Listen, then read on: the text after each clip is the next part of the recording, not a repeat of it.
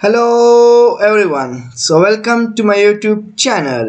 तो गाइस आज हम लोग बात करेंगे सीबीएसई क्लास 12th फिजिक्स का वेटेज और question patterns. Means almost question paper ही समझ लो कि किस तरह का क्वेश्चंस आएगा और कौन कौन टॉपिक से आएगा। तो अगर आप इतना टॉपिक्स कर लेते हो तो इजीली आपका फिजिक्स में 70 आउट ऑफ 70 आ जाएगा। इसमें कोई डाउट नहीं। अगर इतना जितना टॉपिक मैं बता रहा हूँ यहाँ पर, अगर इतना टॉपिक सब आप कर लेते हो हर सब्जेक्ट से, मीन्स हर चैप्टर से, तो इस सब्जेक्ट में आपका 70 आउट ऑफ 70 इजीली आ जाएगा फिजिक्स में। तो सबसे पहले बात करते हैं हम लोग वेटेज का। तो मालूम है हम लोग को ये टोटल फिजिक्स 70 मार्क्स का होता है। तो ये जो तीन chapter, electric charges and fields, electrostatic potential and capacitance and current electricity, ये तीन चैप्टर मिलाकर के 16 मार्क्स होता है। और जो कि इससे क्वेश्चंस इजी आते हैं, मतलब इस बार जो क्वेश्चन सेट हुआ है इजी आने वाला, उतना डिफिकल्ट नहीं है। फिर ये जो chapter number 4 motion charges and magnetism, chapter number 5 magnetism and matter, chapter number 6 electromagnetic induction, chapter number 7 alternating current. So ये चैप्टर से 17 मार्क्स का आएगा, जो कि ये चैप्टर सबसे डिफिकल्ट पेपर में सेट हुआ है। और फिर आपको electromagnetic waves, ray optics and wave optics, जो कि बहुत इजी है, इसमें से 18 मार्क्स का है। फिर dual nature of radiation and matter, फिर एटम्स, न्यूक्लियाई, ये तीनों चैप्टर मिलाकर के 12 मार्क्स का इससे है। और फिर लास्ट सेमीकंडक्टर डिवाइसेस, इससे 7 मार्क्स का है। तो ये वेटेज है, ठीक है, क्योंकि हर चैप्टर के इसमें वेटेज नहीं होता, क्योंकि कभी किस चैप्टर से ज़्यादा पूछता है, कभी किस चैप्टर से कम पूछता है। तो ये है हमारा वेटेज। ओके, अब भी मेन जो सबसे इम्पोर्टेंट चीज़ है वो है कि हर चैप्टर से कौन कौन सा टॉपिक्स इम्पोर्टेंट है। ठीक है, तो अभी सबसे पहला chapter electric charges and fields. तो इलेक्ट्रिक चार्जेस एंड फील्ड से अगर हम लोग बात करेंगे तो जिस तरह का क्वेश्चन पेपर है उसमें quantization of charge, quantization of charge, ये टॉपिक बहुत इंपॉर्टेंट है। इसमें आपको 1 मार्क्स में पूछेगा ये फॉर्मूला से, Q is equals to NE वाला फॉर्मूला से न्यूमेरिकल्स आपको पूछेगा। फिर कूलम्स लॉ, कूलम्स लॉ में जो इंपॉर्टेंट है इसका डेफिनेशन प्लस वेक्टर फॉर्म, जो वेक्टर फॉर्म का डेरिवेशन है वो बहुत इंपॉर्टेंट है कूलम्स लॉ का। फिर electric field lines, electric field lines का properties of electric field lines, ये इंपॉर्टेंट है। फिर electric field due to point charge, इसका डेरिवेशन, इसका डेरिवेशन इंपॉर्टेंट है। फिर इलेक्ट्रिक डाइपोल, इसका भी डेरिवेशन, और गाउस लॉ, इसका डेरिवेशन प्लस इसका एप्लीकेशंस, एप्लीकेशन से ज़्यादा क्वेश्चंस पूछता है गाउस लॉ का। ये है चैप्टर नंबर 1 में इतना टॉपिक्स ही से क्वेश्चंस पूछेगा। चैप्टर नंबर 2 है इलेक्ट्रोस्टैटिक पोटेंशियल एंड कैपेसिटेंस। तो इससे सबसे पहला टॉपिक जो इक्वी पोटेंशियल सरफेस, और फिर नेक्स्ट है polarisation of dielectric, capacitor in combination, इससे न्यूमेरिकल्स है, एनर्जी डेंसिटी और parallel plate capacitor. Guys parallel plate capacitor से डेरिवेशन प्लस न्यूमेरिकल। तो ये बहुत इंपॉर्टेंट क्वेश्चन है, तो ये तो आपको 100% रख लो कि ये क्वेश्चन आएगा ही आएगा पैरेलल प्लेट कैपेसिटर से। अब है next chapter number 3 current electricity, इससे है ड्रिफ्ट वेलोसिटी, ठीक है, इसका न्यूमेरिकल्स पूछता है। Mobility, average value of current, इससे न्यूमेरिकल है। ओम्स लॉ, चांसेस कभी पूछता है कभी नहीं पूछता, उतना ज्यादा नहीं है। टेम्परेचर डिपेंडेंस बहुत इंपॉर्टेंट है थ्योरी में। कॉम्बिनेशन ऑफ सेल्स, इसका न्यूमेरिकल है। किरचॉफ्स लॉ तो 100% आपका किरचॉफ्स लॉ पूछेगा। और वीट स्टोन ब्रिज, तो ये आपको वीट स्टोन ब्रिज से न्यूमेरिकल्स है, ठीक है। और चैप्टर नंबर 4 है मूविंग चार्जेस एंड मैग्नेटिज्म। सो इससे सबसे इंपॉर्टेंट बायोट सेवर्ट्स लॉ, जो कि 100% पूछेगा ही। फिर magnetic field due to current loop, इसका डेरिवेशन। एम्पियर लॉ, इसका न्यूमेरिकल है। फिर torque on current carrying coil, parallel current carrying wire, इससे आता है आपका डेरिवेशन। फिर मूविंग कॉइल गैल्वेनोमीटर, डेरिवेशन है। फिर कन्वर्जन ऑफ गैल्वेनोमीटर, इससे न्यूमेरिकल्स आएंगे आपके। देखो पहले जो होता था उसमें फिजिक्स में 8 से 10 नंबर आता था न्यूमेरिकल, ठीक है। लेकिन इस बार का जो क्वेश्चन पेपर सेट हुआ इसमें आपको 18 से 22 मार्क्स का सिर्फ न्यूमेरिकल है। 18 से 22 मार्क्स से क्या सिर्फ न्यूमेरिकल है, क्योंकि इस बार न्यूमेरिकल्स को ज्यादा वेटेज दिया है। मैग्नेटिज्म एंड मैटर, तो मैग्नेटिज्म एंड मैटर जो आपका चैप्टर नंबर 5 है, तो इसमें क्या है कि magnetic field due to bar magnet, ठीक है, इसका आपका एक डेरिवेशन आता है। फिर टॉर्क ऑन मैग्नेटिक फील्ड, इसका न्यूमेरिकल है। प्रॉपर्टीज ऑफ मैग्नेटिक सब्सटेंसेस, उसका प्रॉपर्टीज। फिर effect of temperature on paramagnetic substances, बहुत इंपॉर्टेंट ये थ्योरी है, पूछता एग्जाम में। अब इलेक्ट्रोमैग्नेटिक इंडक्शन, इलेक्ट्रोमैग्नेटिक इंडक्शन में फैराडेज लॉ, ये इंपॉर्टेंट लॉ है, पूछेगा। एप्लीकेशन ऑफ लेंस लॉ से numerical, self induction, mutual induction से न्यूमेरिकल, मोशनल ईएमएफ से न्यूमेरिकल, कोएफिशिएंट ऑफ कपलिंग से डेरिवेशन प्लस न्यूमेरिकल, ठीक है।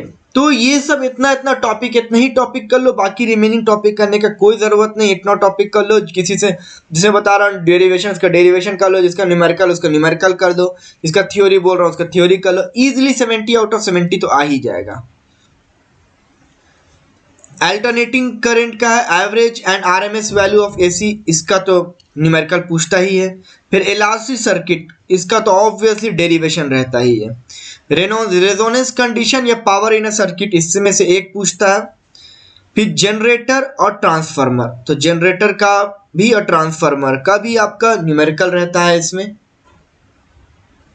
अब इलेक्ट्रोमैग्नेटिक वेव्स, जो कि बहुत इजी चैप्टर है, इसमें ये displacement current, characteristics of spectrum, ठीक है, हमारे पास जो डिफरेंट वेव्स है, इलेक्ट्रोमैग्नेटिक वेव्स, एक्स रेज, ठीक है, तो बाकी जो डिफरेंट वेव्स है सारे का प्रॉपर्टीज उसमें से क्वेश्चंस पूछता ही है। फिर ये सब का डिफिनेशन हो गया, energy, intensity, momentum, radiation, pressure in electromagnetic waves, तो ये सब का डिफिनेशन। और ये जो कैरेक्टरिस्टिक्स ऑफ स्पेक्ट्रम है जो कि आपका इलेक्ट्रोमैग्नेटिक वेव्स है, इससे पूछता है, क्या पूछेगा, थ्योरी, सबका प्रॉपर्टीज। अब आते हैं हम लोग रे ऑप्टिक्स। रे ऑप्टिक्स से मिरर्स एंड लेंस फॉर्मूला से न्यूमेरिकल आपका रहेगा एकदम sure. Critical angle, total internal reflection से थ्योरी रहेगा आपका। ऑप्टिकल फाइबर्स का प्रॉपर्टीज, देखो स्नेल्स लॉ पूछता है नहीं पूछता, लेकिन लेंस मेकर फॉर्मूला ये तो 100% आपका रहेगा, लेंस मेकर फॉर्मूला। फिर ये कॉम्बिनेशन ऑफ सेल से न्यूमेरिकल रहेगा आपका। माइक्रोस्कोप या टेलीस्कोप में से एक आपको रहेगा ही रहेगा डेरिवेशन, और प्रिज्म फॉर्मूला से आपका डेरिवेशन या न्यूमेरिकल। फिर नेक्स्ट है वेव ऑप्टिक्स। वेव ऑप्टिक्स में हाइगन्स प्रिंसिपल पूछता है, आपको इसका स्टेटमेंट लिखना पड़ेगा। यंग्स डबल स्लिट का आपको 100% डेरिवेशन रहेगा। इंटरफेरेंस, डिफ्रैक्शन या कोहेरेंट, तो इंटरफेरेंस, डिफ्रैक्शन या कोहेरेंट से क्या रहेगा, थ्योरी रहता है कि इसका प्रॉपर्टीज या डिफरेंस बिटवीन लिखने के लिए आता है। विड्थ कैलकुलेशन से 100% आपका न्यूमेरिकल आएगा विड्थ कैलकुलेशन का। फिर dual nature of radiation and matter, तो इसमें से सिर्फ फोटो इलेक्ट्रिक इफेक्ट, ठीक, आइंस्टाइन फॉर्मूला, तो आइंस्टाइन फॉर्मूला से न्यूमेरिकल है। फोटो इलेक्ट्रिक इफेक्ट का डेरिवेशन और डी ब्रोगली वेवलेंथ का derivation, state and drive de Broglie wavelength. फिर एटम्स में थॉमसन रदरफोर्ड का लिमिटेशंस। फिर डिस्टेंस ऑफ क्लोजेस्ट अप्रोच से न्यूमेरिकल। बोर मॉडल के बारे आता है लिखने के लिए, उसका भी लिमिटेशंस या एप्लीकेशंस। और हाइड्रोजन स्पेक्ट्रम से यहाँ पर 100% आपको न्यूमेरिकल रहेगा एक। अब चैप्टर नंबर 13 है न्यूक्लियाई, इसका रेडियस, डेंसिटी ऑफ न्यूक्लियाई से एक न्यूमेरिकल है। क्यू वैल्यू से तो न्यूमेरिकल आपको 100% क्यू वैल्यू से न्यूमेरिकल है। मास डेंसिटी, बाइंडिंग एनर्जी से आपको डेरिवेशन या थ्योरी रहता है। सेमीकंडक्टर डिवाइस जो कि बहुत इजी है, P type and N type semiconductor का आपको डिफरेंस करने बोल देगा या एक्सप्लेन करने के लिए बोल देगा थ्योरी। पीएन जंक्शन डायोड, उसके बारे एक्सप्लेन। फिर बाइसिंग ऑफ डायोड उतना ज्यादा नहीं आता, लेकिन half wave and full wave rectifier ये आपको 100% पूछेगा ही पूछेगा। तो कुछ कुछ टॉपिक है जो कि आपका कंफर्म एकदम पूछता है, जैसे कि अगर इलेक्ट्रिक चार्जेस एंड फील्ड्स में आ जाए तो आपको ये कूलम्ब्स लॉ का वेक्टर फॉर्म एकदम पूछेगा। क्वांटाइजेशन ऑफ चार्ज, इससे 1 नंबर का न्यूमेरिकल रहता ही रहता है। फिर यहाँ पर गॉस लॉ से उससे रहता ही आपका पूछता ही एग्जाम में। फिर अगर इलेक्ट्रिक पोटेंशियल एंड कैपेसिटेंस से आ जाए तो ये पैरेलल प्लेट कैपेसिटर पूछेगा। फिर आपका ये capacitor in combination of polarisation of dielectric, ये टॉपिक रहता ही है। अगर कुछ नहीं पढ़े हो, यही सब टॉपिक जो बता रहा हूँ ये पढ़ लो तो आराम से 70 में इजिली 45 प्लस या 50 तो आ ही जाएगा। करंट इलेक्ट्रिसिटी में wheat stone bridge, Kirchhoff's law, फिर आपका यहाँ पे average value of current, drift velocity, ये टॉपिक इंपॉर्टेंट है, इससे क्वेश्चंस आते ही हैं। फिर मूविंग चार्जेस एंड मैग्नेटिज्म में Biot-Savart law, torque on current carrying conductor, parallel and conversion of galvanometer, इससे आप करेंगे क्वेश्चंस। मैग्नेटिज्म एंड मैटर में 4 टॉपिक, इसमें एवरी टाइम चेंजेस करता रहता है तो इसमें आदमी, लेकिन टॉर्क और मैग्नेटिक फील्ड जो कि हमेशा पूछता है, बाकी अल्टरनेट करके पूछता रहता है इसमें। अब electromagnetic induction, coefficient of coupling, important applications on Lenz law, और ये सेल्फ इंडक्शन और म्यूचुअल इंडक्शन में एक पूछता ही है हर बार। अल्टरनेटिंग करंट में एलआरसी सर्किट एंड डेरिवेशन, ये रहेगा, फिर इससे न्यूमेरिकल रहते हैं। जनरेटर और ट्रांसफार्मर में आता ही है। इलेक्ट्रोमैग्नेटिक वेव्स का तो ये बहुत इंपॉर्टेंट, आपको हर साल पूछता है। कैरेक्टरिस्टिक्स ऑफ स्पेक्ट्रम, सारे वेव्स का जो प्रॉपर्टीज है। रे ऑप्टिक्स में लेंस मेकर फॉर्मूला रहेगा, ये मिरर एंड लेंस से आपको न्यूमेरिकल रहेंगे। फिर यहाँ पास ये कॉम्बिनेशन ऑफ सेल्स से न्यूमेरिकल है। माइक्रोस्कोप के टेलीस्कोप का डेरिवेशन हमेशा पूछता है। वेव ऑप्टिक्स में ज़्यादा है नहीं, तो 4 है, तो इसमें यंग्स डबल स्लिट और विड्थ कैलकुलेशन तो रहता ही रहता है, और आइगन्स प्रिंसिपल स्टेट करने के लिए आता है। Dual nature of radiation and matter में यही 3 में ही पूछता है, इसमें कुछ चेंजेस नहीं कर सकते, यही 3 में पूछता है। आइटम्स में आप थॉमसन रदरफोर्ड बोर मॉडल कर लो, इसमें से पूछता है, इसका लिमिटेशन ही सब, और हाइड्रोजन स्पेक्ट्रम से न्यूमेरिकल रहता है। न्यूक्लियाई में Q value, radius, density of nucleus कर लो, इसमें से क्वेश्चन आते हैं क्यू वैल्यू से। और सेमीकंडक्टर में तो यही 4 है, ये जिससे half wave and full wave तो 100% हर साल है, और P type and N type semiconductor. तो इतना टॉपिक्स अगर आप कर चुके हो, ऑलरेडी पढ़ चुके हो, तो ये सब टॉपिक्स जो दिया हुआ है, ये सब टॉपिक्स में फोकस करो, इजिली 70 आउट ऑफ 70 तो फिजिक्स में आ जाएगा। अगर नहीं पढ़े हुए हो तो लास्ट में मैंने अभी जितना इंपॉर्टेंट टॉपिक बताया है, सिर्फ उतना इंपॉर्टेंट टॉपिक कर लो, 70 में 45 प्लस या 50 प्लस इजीली आ जाएगा।